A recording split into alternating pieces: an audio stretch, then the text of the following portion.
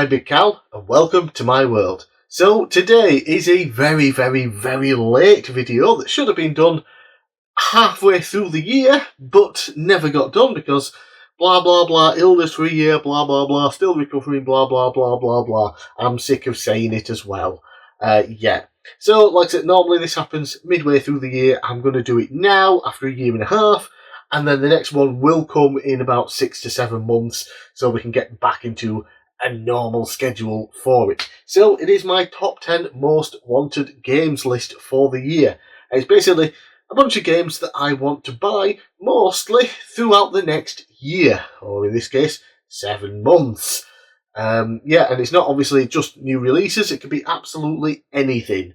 So let's first go over what the list was last time, all the way back now in 2023. So I've got my notes here just so I don't forget anything. And yes, some lists, some of the numbers will have multiple games in them just because it's easier to bundle them up rather than having multiple, like in the first one here, multiple wrestling games taking up multiple numbers on the list. Yeah, so the old list. The first one was WCW Super Brawl and WCW Main Event for the Super Nintendo and Game Boy. And both of those are American releases only. We did not get them over here. Then Excitebots Trick Racing for the Nintendo Wii. Again, never got released over here. I'd have to get the American version or the Japanese version. I think the Japanese version might be even rarer, because I think you can only get that maybe through Club Nintendo or something like that. Not entirely sure. Then we have Power Rangers for the Super Nintendo. There were a couple of Power Rangers games on the Super Nintendo, a few beat-em-ups, there's a fighting game and even a kart race. So this is just the first basic beat-em-up, not the one based on the movie, just the first one. It's a game that I grew up with as a kid, so I'd like to own it again.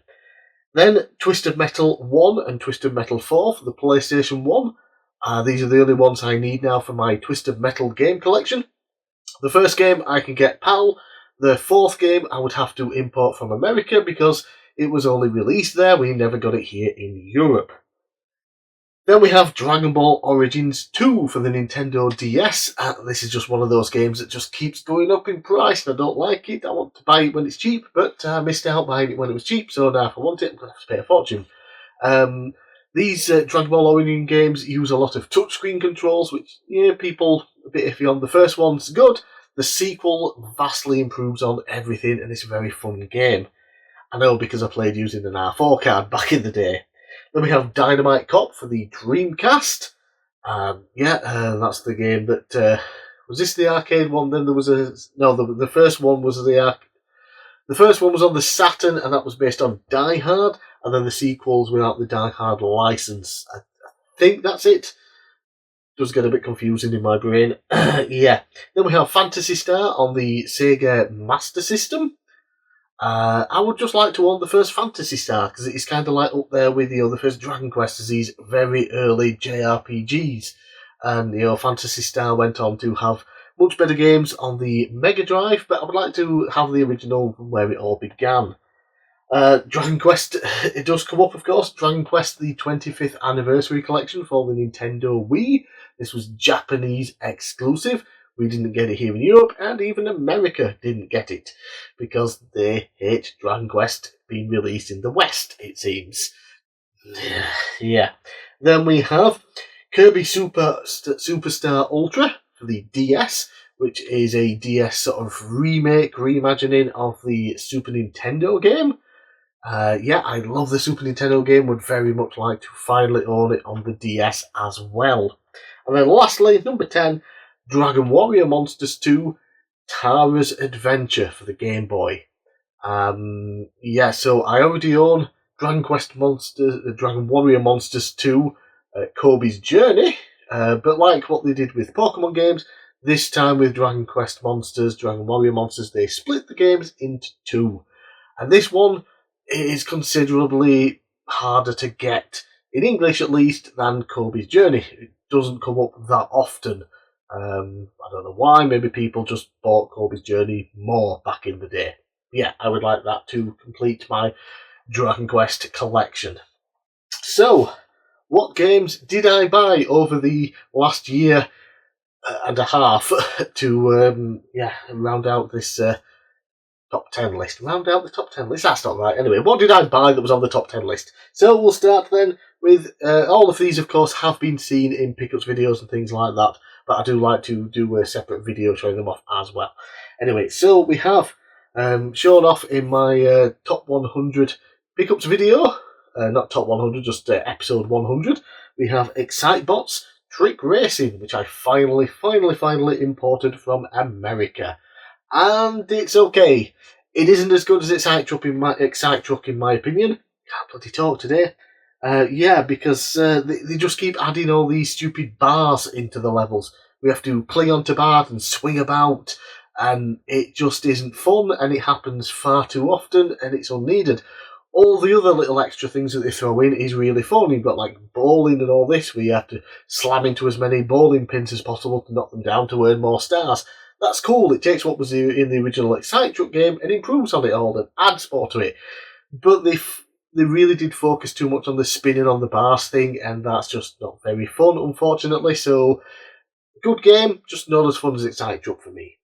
Then we have Twisted Metal 4, which was also in my episode 100 pickups video. Jesus, this is bloody dusty. Where the hell has it been? Yeah. So, yeah. Unfortunately, it isn't a very good game at all, but I wanted it obviously for the collection, which leaves me with only one Twisted Metal game that I do need. So, yeah, that's pretty cool, and I didn't pay that much for the game, thank Christ, because it's kind of shit. Then, of course, as you will have seen in Dragon Quest Toba videos now, we have Dragon Quest, the 25th Anniversary Collection for the Nintendo Wii. This is a beautiful little collection where we have lots of stuff inside. I've shown it off as a nice big guidebook that goes over all three games. There's a game itself, which of course has Dragon Quest 1, 2 and 3, the NES versions and the Super Famicom versions, but of course they are all in Japanese, and there's also a mini medal in a little pouch as well in there, and I think that's it. But yeah, really nice collection, finally own it. Just a shame we never got it in English. And then lastly, yep, Dragon Quest was shown off this year, Dragon Quest Toba, I believe. Dragon Warrior Monsters 2, Tara's Adventure. And this was the last English released Dragon Quest game I needed for my collection. The only English releases I would need now, other than new games coming out, are just other console versions of games like Dragon Quest HD 2D 1, 2 and 3. I own them on Switch. I would need to get them on PS5 and Xbox. Yeah, but in terms of actual new, unique games, this was the final one until new games come out. So, yeah, very happy with those. So, what does the new list look like for the next 7 months?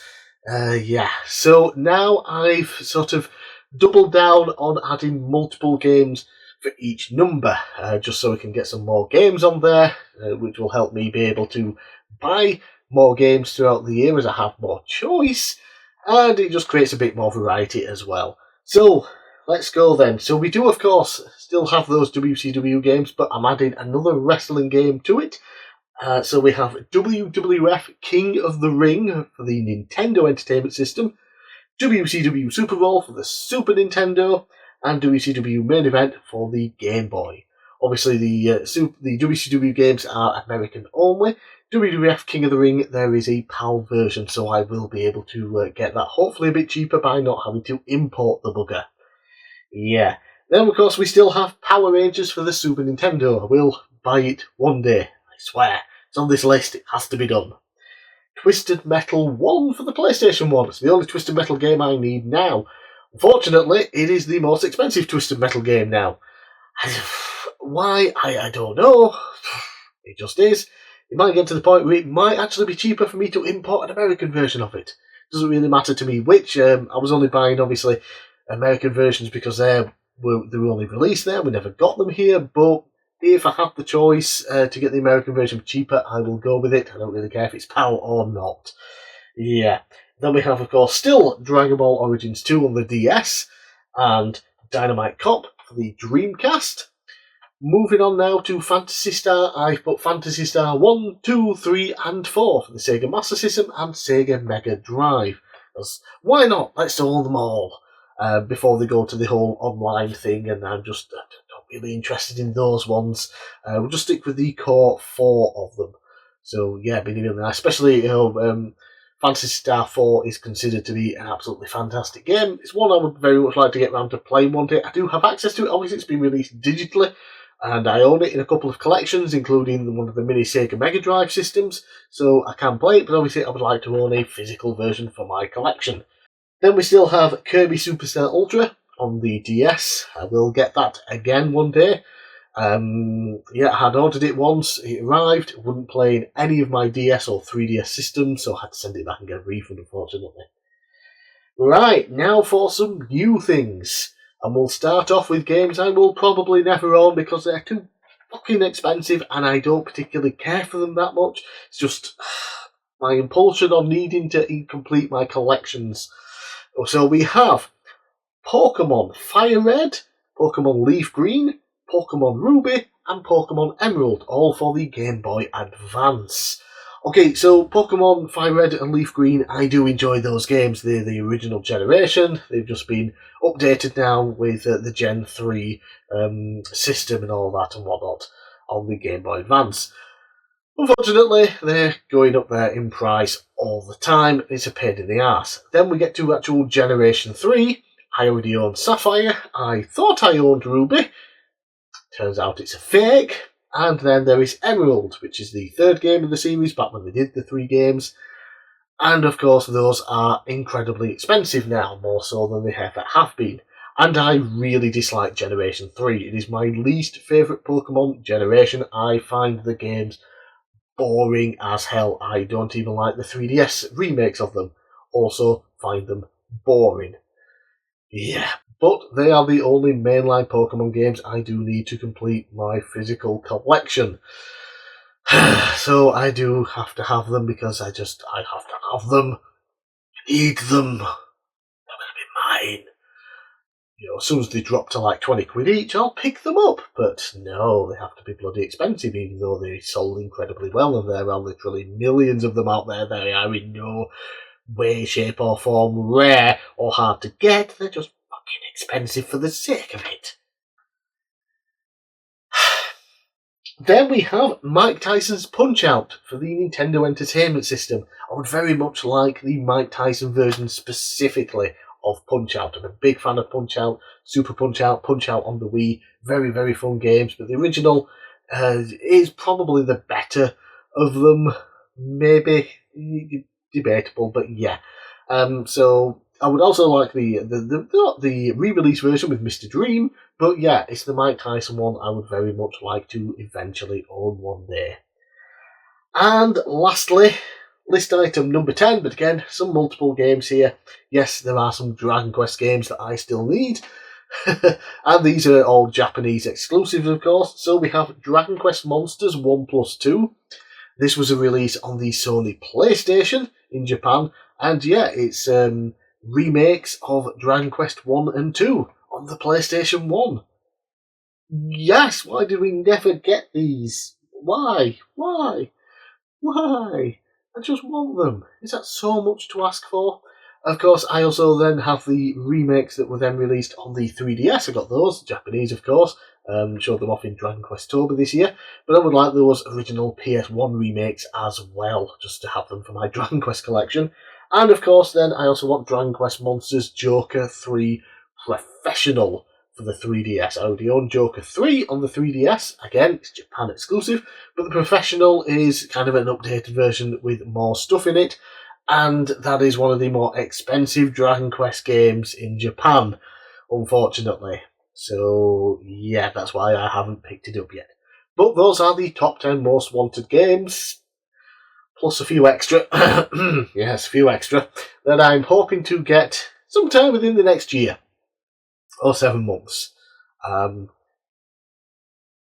Maybe I'll get 2 or 3 of them if I'm lucky. Yeah, it is starting to get to the point now where they're all going to be expensive. So it's going to be a bit more difficult to collect them. But yeah, those are my goals for collecting for the next 7 months. Until we can then finally get things back onto a proper schedule and do this video once a year.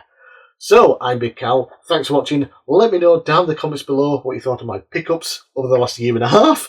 What do you think of my pickups for the next however long it takes me to collect them, and let me know what games you are looking to buy within the next year or so, and I'll see you again next time.